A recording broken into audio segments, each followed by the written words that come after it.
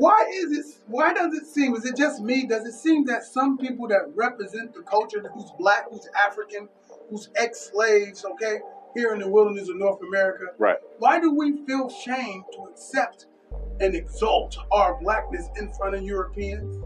Well, explain that. It's like you're trying to serve two masters. You can't please both. But do you know that's the thing, though? Do you know people do that? I've gotten that sense, and I've seen it. Like you ashamed to, exalt yourself or express yourself or show love towards yourself, without offending somebody else. You can't think like that. Everybody else worries about themselves first. Self-preservation is first law of nature. Everybody takes care of themselves first and worry about us later. ... if at all. So we shouldn't feel that we're offending somebody else because we're exalting ourselves or talking about black dollars matter or black economics. No, that's something that we should do all the time. It should be natural with us as it is natural with other ethnic communities.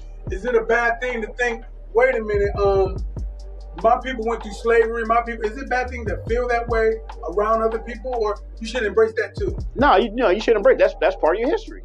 How could you shove that on the rug like that's not important? That's part of our history. You should never be ashamed of your history. Other people are not ashamed of their history. What about being ashamed of the pissed offness that you carry within your very nature and soul and DNA about what happened? Some people feel ashamed about that, so they won't show that side of the struggle to the people that's not part of the culture. You feel what I'm saying? I feel what you're saying. It's going to come out eventually. It all comes out in the wash, right? That you can't erase it. You can't say it didn't exist. I know right now in the news, Trump is saying something about he wants to reteach American history or something like that. I mean, it's already written. It's already soaked in blood. The dye has already been set. Ink is already dried on the paper. It's already set and done, man. It's just a part of American history. You can't change it. Can't change it. What about our African history? When you find out that you are not from here by way of only the slave trade, that you've been here before, you're part of the Coppertone people that your Christopher Columbus was talking about. When you get that type of history, or you get the history that you are the true Kimite or Egyptian, why are you afraid to say that from the mountaintop? Well, some of us still suffer from a black inferiority complex, unfortunately. Matter of fact, they won't even say black. It's just like a bad word to them. They prefer other names, African American, Afro American, Mulatto, whatever. Everybody's scared to say black. You know what I'm saying? Just accept your own and be yourself. I mean, they didn't bring no dummies over here to build this country, and our history doesn't begin with slavery either. So it's just the original man and woman is the Asiatic black man and black woman. And you say, well, wait a minute, why you say Asiatic? I'm not talking about nobody Chinese. When I say Asiatic, that's the original name of the planet Earth. If you don't believe me, why do in the white man's schools does he always talk about Asia Minor?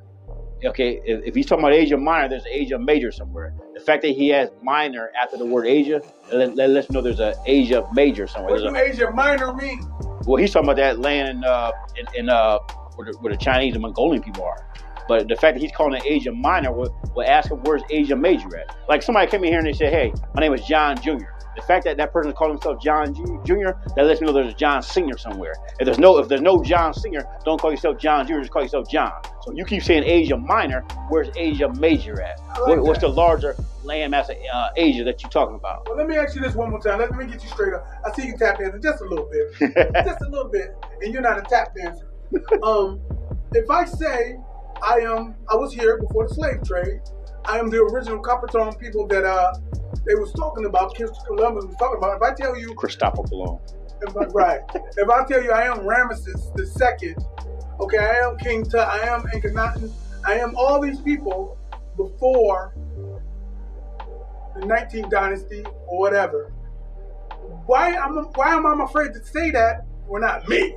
Right. Why are people afraid to say we are the true inhabitants of Kemet, which is Egypt, or here Well, some may not be afraid to say it necessarily. Some may not even know it. You better say it. You know what I'm saying? They might not even know it. Like if you just got indoctrinated with your culture, your history during school days, you way behind. Our stuff don't begin with the civil rights movement or slavery. We got a history way before that. What's that book called by Dr. Ivan Sermon? They Came Before Columbus. Right. We got a history way before that, man. You can't even the further you go back, the blacker it gets. That's just how it is. I mean, I don't care what civilization you're talking about. You go check the counters of all the civilizations. The further you go back, the blacker it gets. Well, listen, man, wrap that up for us and get us out of here, man. Say something profound.